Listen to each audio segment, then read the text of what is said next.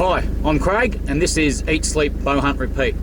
Well, the utes are all loaded up and I'm ready to head out chasing some gundy porkers. So it's about just after 6:30, so let's get going, no more time to waste. Alright, well just turned into the property. Before I go up to the homestead to say hello to the property owner, I just thought I'd share a bit of a tip with you guys. Most of us know that, you know, when you get onto a property and the owner's nice enough to let you have access to that property you go hunting on, we all know that, you know, you look after the property owner, get a carton of beer from every time you come out. What a lot of people don't think about is the lady of the house. I know that when I ring up the property out here at Gundy, most of the liaison work on the telephone is with the missus of the house, not actually the bloke. We all think about him, get him a carton of beer when we come out, but a lot of us don't think about the missus. Now, a box of chockies, I tell you what, does wonders to get yourself on side with the lady of the house. And once you've done that, believe me, it's going to make your life a lot easier to stay on property, and it just shows your consideration for the lady of the house when she is doing that work for you. You know, talking to the owner for you, working out whether you can or can't come, getting back to you. Most of that work is, I know for me, is done through the lady of the house, not actually the man. So yeah, don't forget the lady. By all means, get the man of the house a carton of beer for his troubles, but don't forget about the lady. A $10 box of chocolates does wonders. Anyway, I'm going to head up to the homestead now, go and drop that carton of beer and these chockies off, and we'll get to it.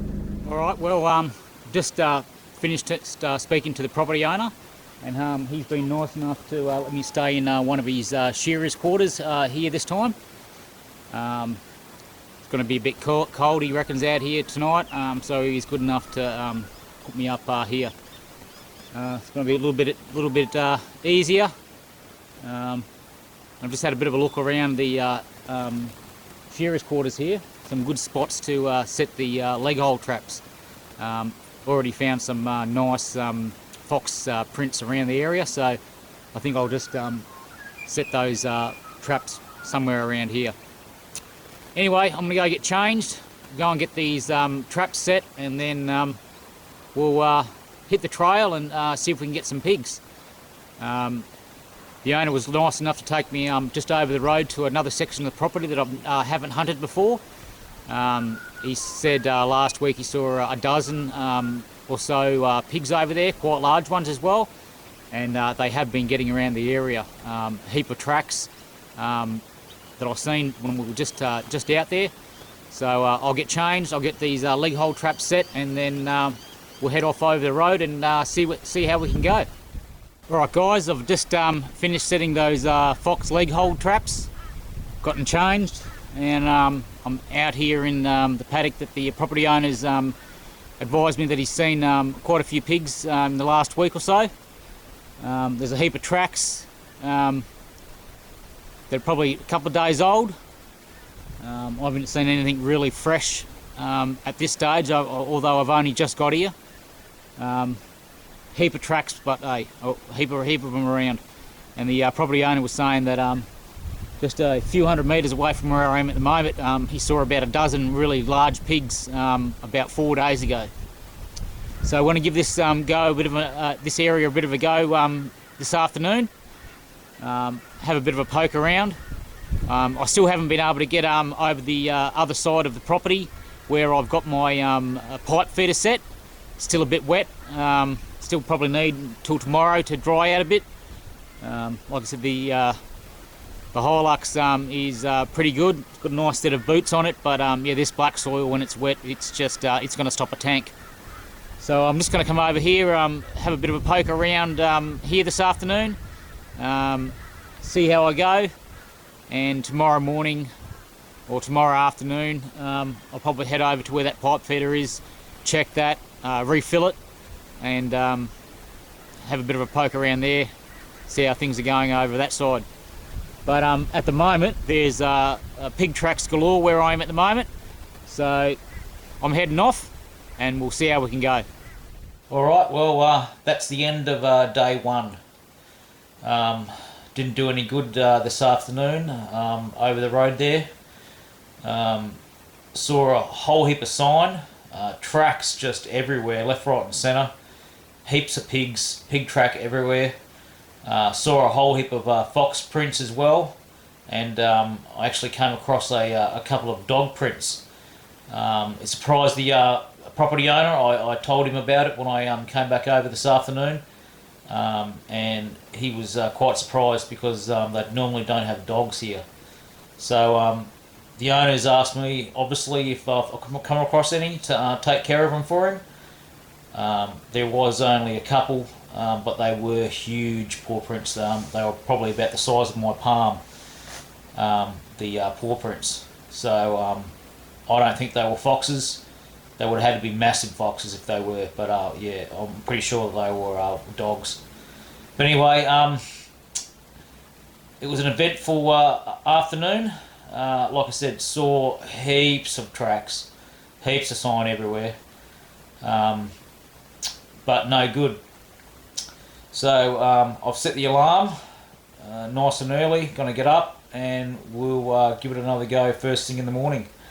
With a bit of luck, we'll catch them on the move, make it hopefully a bit easier to spot them when they're moving about. Anyway, that's it. I'm gonna hit the sack, as they say, get a good night's sleep, and get back into it first thing in the morning. All right, morning of day two, and let me tell you, it's absolutely freezing. I've just checked the weather, and it was 3 degrees about half an hour ago. Tell you what, yeah, 3 degrees, freezing. Anyway, all rugged up, and I'm going to head over the road and see how we go. Right guys, well, it's the end of day two. I had a pretty big day today, probably walked about 15 odd kilometres. It's pretty early, it's about 7:30 at night, and I'm hitting the sack. I'm absolutely beat. No luck again today. Saw a whole heap of tracks. I did spot probably the biggest pig that I've seen on this property, if not the biggest pig that I've seen actually in the scrub. Would have been 100 kilos plus easy. I was walking up to a bit of a horseshoe in the river system, and there was a mob of about 10 or 15 roos, and I sort of had them boxed in, and they sort of started having a bit of a skits attack, jumping around, and then they'd go over to the river, and they realised that they couldn't cross the river. Well, they didn't want to cross the river. I've seen kangaroos swim quite often. And then they come up beside me, and then they doubled back to where they were, tried to come along the other side of me, got a bit spooked again, and came back, and then they were jumping all over the place. And I remember thinking to myself, you know, bloody stupid roos, you know what I mean? Anyway, they must have been hopping pretty much directly over this pig, because all of a sudden, about 25 to 30 metres away from where I was, this huge pig stood up. Just to see what was going on, what these roos were sort of skitzing about. Anyway, he spotted me, and he's legged it up towards the river. My heart's almost jumped out of its chest. The adrenaline started pumping pretty freely when I spotted that pig. I actually shit myself, to tell you the truth, because it was a huge pig. It was probably, like I said, it was 100 kilos plus. I'm a butcher by trade, so I know what a 60, 70, 80 kilo dressed pig looks like. And this pig would have been easily bigger than an 80 kilo dressed pig, so it was pushing 100 plus kilos. Anyway, I've knocked an arrow, and started putting a stalk on, it was in this long sort of grassy stuff. It's been a bit like a shrub, but it's more grassy. It's got little yellow flowers on it. I'm not too sure really what it's called. Anyway, I've seen pigs hiding in this stuff quite often, so I really wasn't surprised when I thought about it. Anyway, I knocked the arrow and started skulking around this this scrub. Now, in this haste, all these kangaroos started splitting, and a couple jumped in the water, swam over the river, and a couple hopped along the bank in the water. Now, I thought that all the splashing about was these kangaroos skitzing out and trying to get away. But as it turned out, it was the pig as well. He'd actually gone straight to the river and swum across, and as I turned around, I saw him climbing up the other side of the bank. But it was near the end of the day, and I was pretty much beat, but I was probably about 3-4 k's away from the ute. But it gave me a added lease on life, so to speak. Pumped me right up, and so I continued on, but didn't spot anything else. But as we all know, in this bow hunting game, we don't always get a result at the end of it, and that's just bow hunting. For me personally, it really doesn't matter anymore. Tomorrow morning, whether I get one or not, I've seen a 100-kilo pig less than 30 metres away from me, and I've had my bow in my hand. And just that in itself, that's enough for me. Like I said, the adrenaline was just absolutely flowing freely. I had the shakes, and I was trying to calm myself down.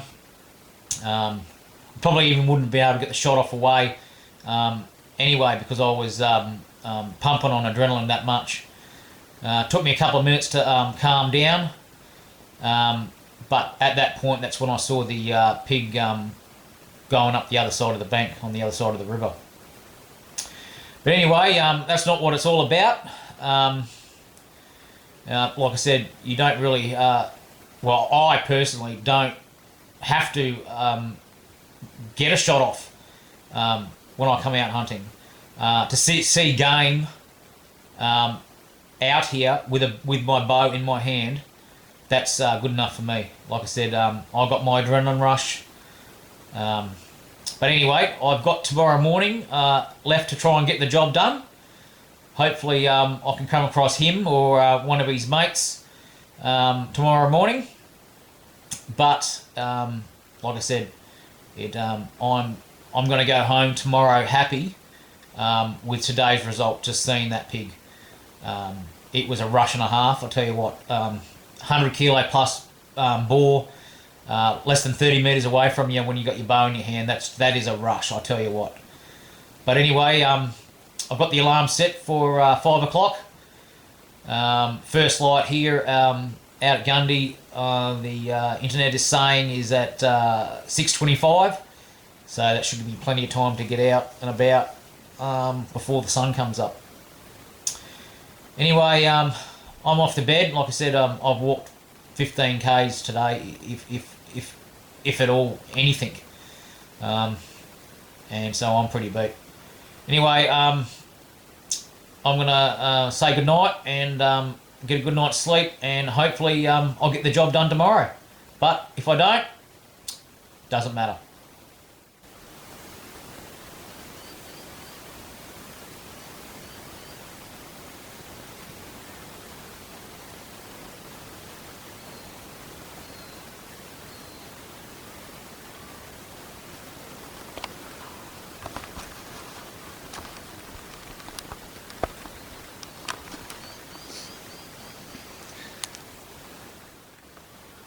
Alright guys, it's the morning of day 3, last morning to get the job done.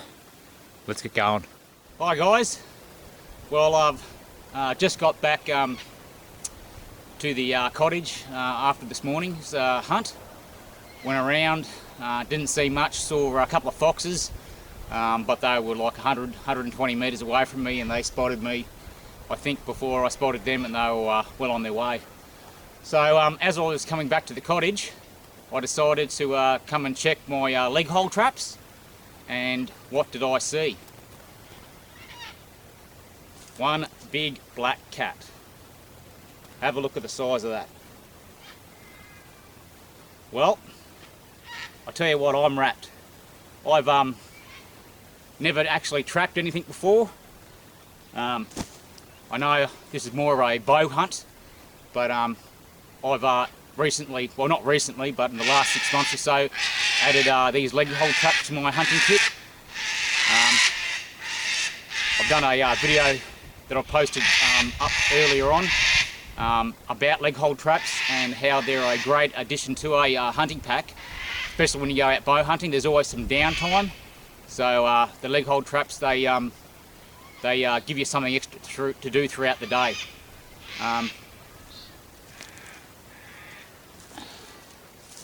And this is the result. First animal I've trapped, and I'll tell you what, I'm wrapped.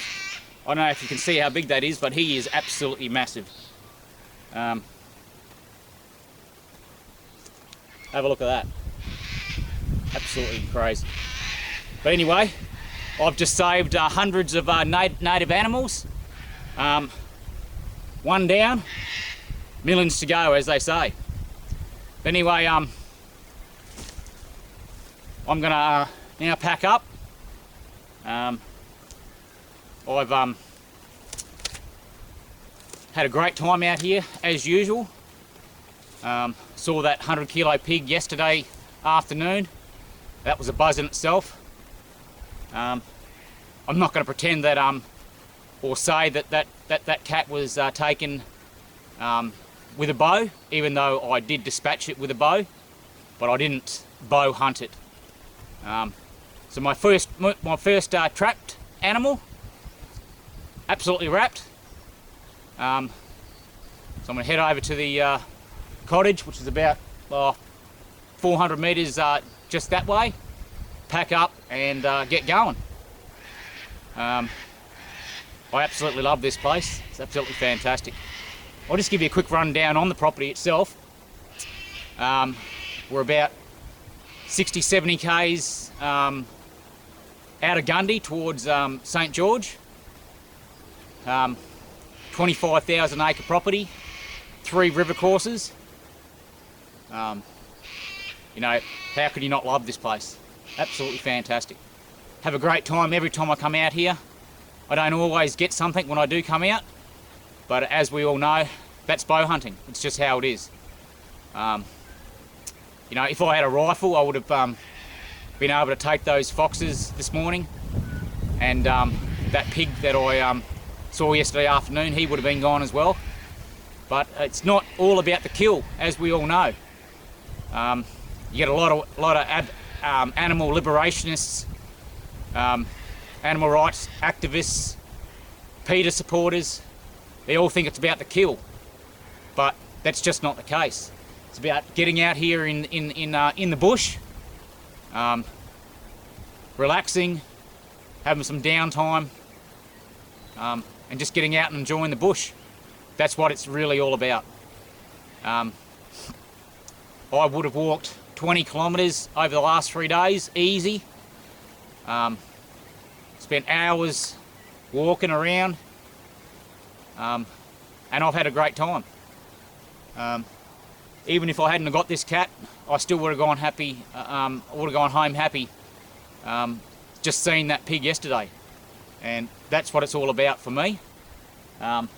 Getting this cat is just a bonus, and getting any game really is a bonus when you come out bow hunting. As I said, any PETA supporters or animal rights activists who are watching this and think that it's just about the kill, let me tell you something, it's not about the kill. It's about everything leading up to that kill, just before you take the shot. That shot is 2 seconds out of 3 days, or whatever it be.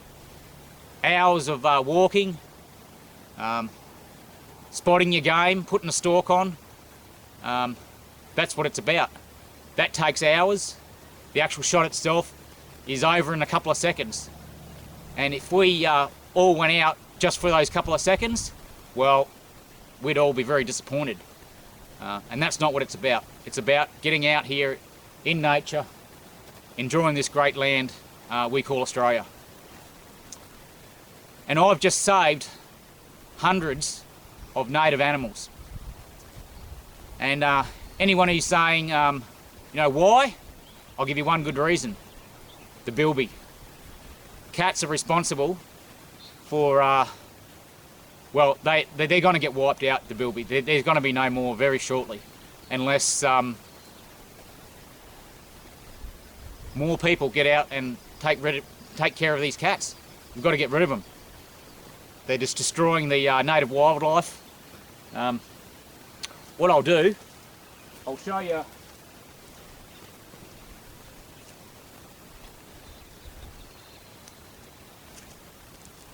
the arrow that I shot this cat with. Now these are Victory V-Force carbon shafts, a very strong shaft. Now this went through the cat, pinned him into the ground with it. The end of the arrow was sticking out. He's turned around and gone munch, munch, and that's the result. Snapped it in two like it was a twig. That's how strong these cats' jaws are. You know, they're the pit bull of the cat world, really. Taken with a Helix broadhead. Love these guys. But just have a look at that. Snapped like a twig. Unbelievable. Just imagine the damage that these things do to the native wildlife. They've got no chance. If they can do that to a composite carbon shaft with two munches, you know, what do they do to the natives? Just destroy them, like they destroy this arrow. But anyway, I'll get my my broadhead off this shaft, bin this one, but still razor sharp. Love these broadheads. Could not recommend them more. They just hold an edge fantastically and just smash anything. But anyway, I'm going to head off, start packing up, and head home. Once again, I've had a great time out here. Love it every time I come out here. It's just absolutely fantastic just to get out here. You know, how can you not love this great land? Anyway, I'll catch you on the flip side. And remember, eat, sleep, bow, hunt, repeat.